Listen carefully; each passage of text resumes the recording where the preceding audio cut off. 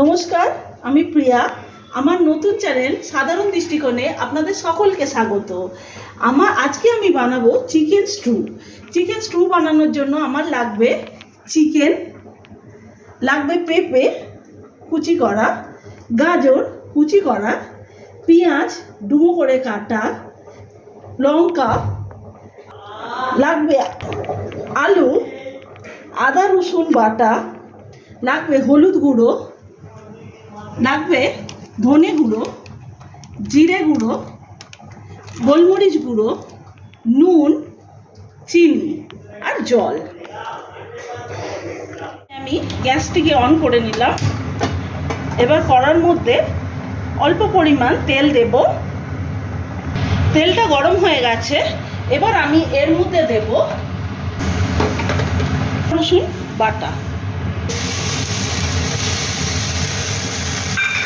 আদা রসুন বাটাটাকে হালকা এর মধ্যে নাড়াচাড়া করে নিয়ে এর মধ্যে দেব পেঁয়াজ যে ডুমো করে কাটা আর লঙ্কাগুলো।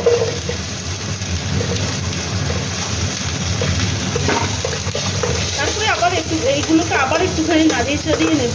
খুব সহজেই, খুব সাধারণভাবেই এই স্টুটা রান্না করবো আজকে।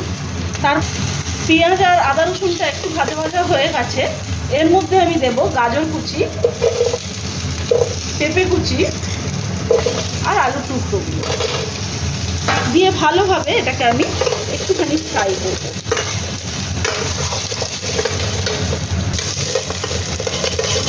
এবার ভাজা ভাজা হয়ে গেছে। এবার আমি দেব চিকেনের টুকরোগুলো।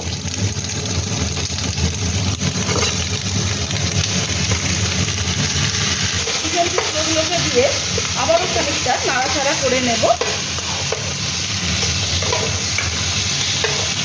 চিকেনের টুকরোগুলো নাড়াচাড়া কিছুক্ষণ করার পর এবার আমি এর মধ্যে দিয়ে দেবো একটু হলুদ গুঁড়ো,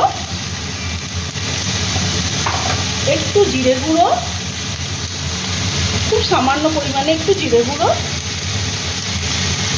একটু ধনে গুঁড়ো,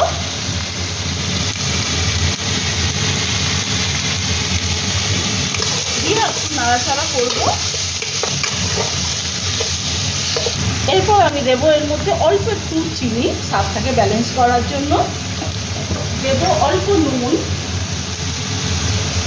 অল্প নুন দিলাম, দিয়ে আর একটু নাড়াচাড়া করে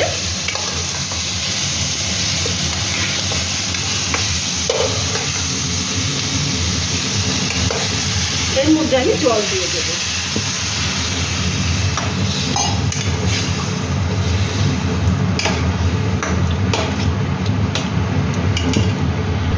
এবার আমি এর মধ্যে ঢাকা দিয়ে দেবো। যতক্ষণ না সিদ্ধ হচ্ছে ততক্ষণ আমি এটাকে ঢাকা দিয়ে সিদ্ধ।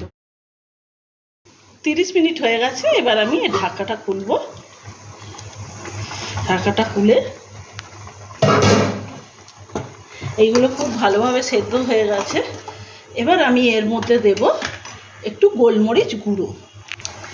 গোলমরিচ গুঁড়োটা দিয়ে দিলাম। অল্প করে দেবো, স্বাদ অনুযায়ী যে যেমন খাবে সেরকম দিতে হবে। চিকেন স্টু আমার রেডি হয়ে গেছে। এটা যারা বাড়িতে অসুস্থ মানুষ আছেন বা যারা ডায়েট করতে চান তারা কিন্তু এটা সহজেই খেতে পারে। এটা খুব সহজপাচ্য, এতে তেল মশলা সেরকম কিছুই নেই, খুব ভালোভাবেই খাওয়া যাবে। স্টু রেডি হয়ে গেছে। এটা গরম গরম ভাতের সাথে বা রুটির সাথেও খাওয়া যেতে পারে। খুব হেলদি খাবার। আমার চ্যানেলটা যদি আপনাদের ভালো লেগে থাকে তাহলে একটা সাবস্ক্রাইব করে একটা লাইক দিয়ে দেবেন। নমস্কার।